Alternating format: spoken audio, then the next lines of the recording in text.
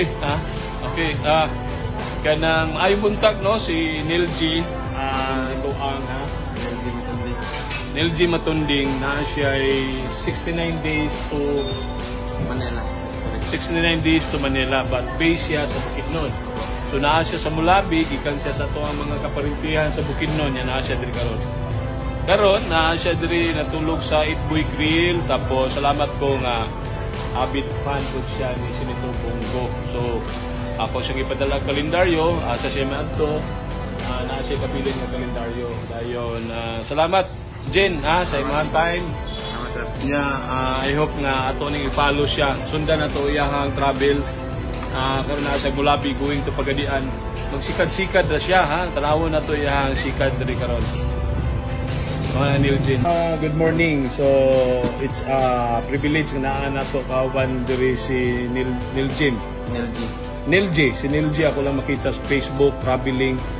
J, naabot ka sa Mulabi. Mga pila ka adlaw na kanimong travel nga gihimo? Gasugod ka na sa alam? Last end of the month of January 2023. This year? Yes po. So gikan ka, nakaabot na ka sa mga lugar?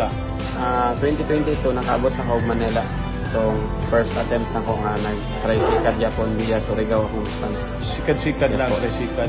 Nana kay gihimo last year? Record breaking sa Manila atong Bukidnon to Manila 69 days. Mo nang naay na himamat nimo ang mga dagkong tao like Senator Rapi Tulfo. Karon kaning biyahe na po nimo for this year 2023 unsa may imong unsay purpose na imong gibuhat karon? So enhance lang po sa mga depression na naranasan ko sa mga past na mga karanasan, yung mga masasamang nangyari sa akin, yung nagdulot ng sakit na kailangan talagang mahanapan ng solusyon. Nag-overcome ka self nimo rabag self initiative nimo para ma-overcome nimo ang depression. So kumusta ng depression nimo? Medyo napapalitan na siya ng saya sa kahit paano sa mga lugar na hindi ko pa napuntahan dati. Nababasa ko lang sa libro. Sa tricycad lang? Yes po. Dahil sa tricycad na yun. So, grabe yung enjoy na yung bigay. Yung tricycad mo yun tricycad mo. Dati-dati, itong Mulabi sa libro at sa dyaryo ko lang nababasa at yung plato ng lola ko na pula ang kulay. Doon ko lang nababasa, yan din yung nasabi ko hapon doon sa visit okay. So ngayon, ano naman ang target until hanggang saan ka? Kasi galing sa Mulabi, biyahe ka ng Pagadian po. Pagadian, target mo pa yung Zamboanga, Pulo Island, I think Tawi-Tawi. Kasi pwede, may mga barko yan, di ba? Pwede matarga mo yung tricycad mo. So, it's sa nung nakita kita sa yung sa Facebook, yung sa Don Carlos, yung mga babayan natin dyan, mga pinsan nato, nag-wonder sa to kung ano imong gihimo ni ang pag-travel using the tricycle. Sometimes, estudyante ka, dili malikayan, na maiwasan, ang isip ng tao, baka nawala ka na sa isip. Kasi imposible yung ginagawa mo Pero ngayon, nakausap kita, meron ka palang purpose. At saka nandito ka sa Itboy Grill, hindi pa nag-overnight. So, tamang-tama, nakita tayo. So, ano naman ang yung mga panawagan mo sa bawat lugar na mapuntahan mo? Kailangan bang salubungin ka ng Ingrande o ano lang?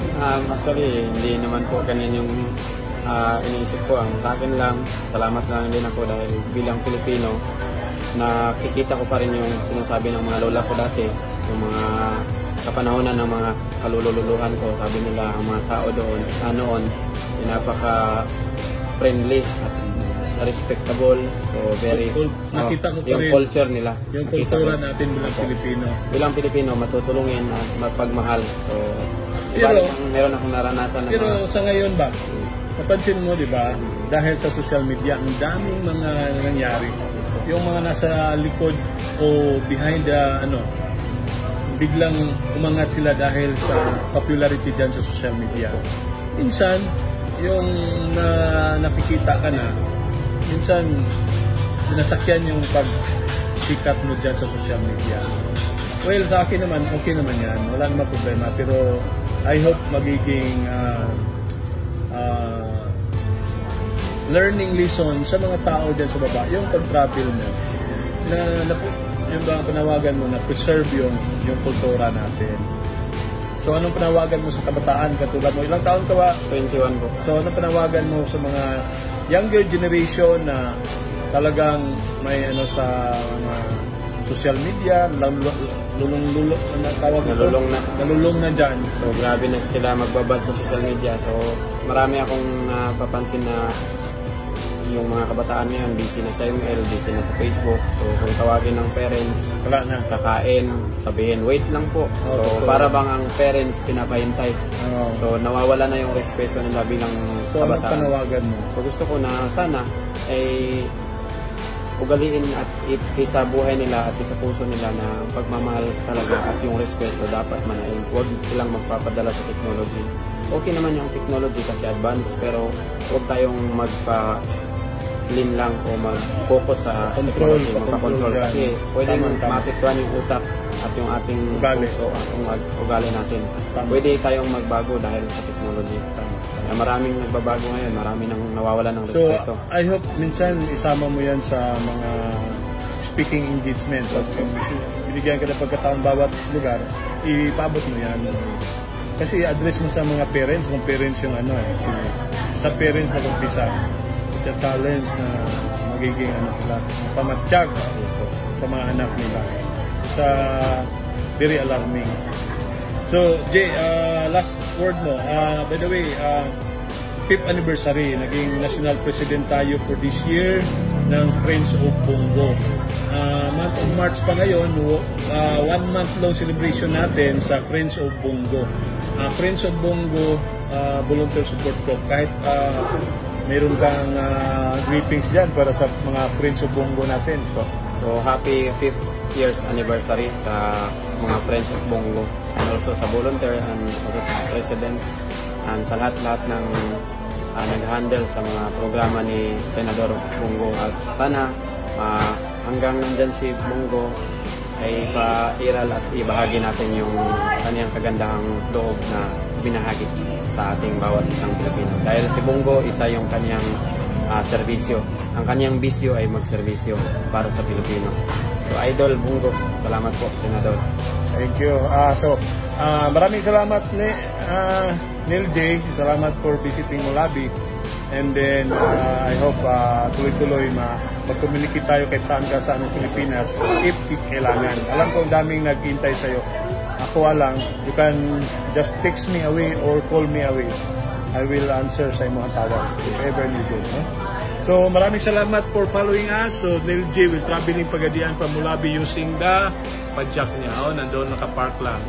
Naka-condition. Thank you very much, Jay. Magandang umaga. Yung biyahe to the whole Philippines. Okay?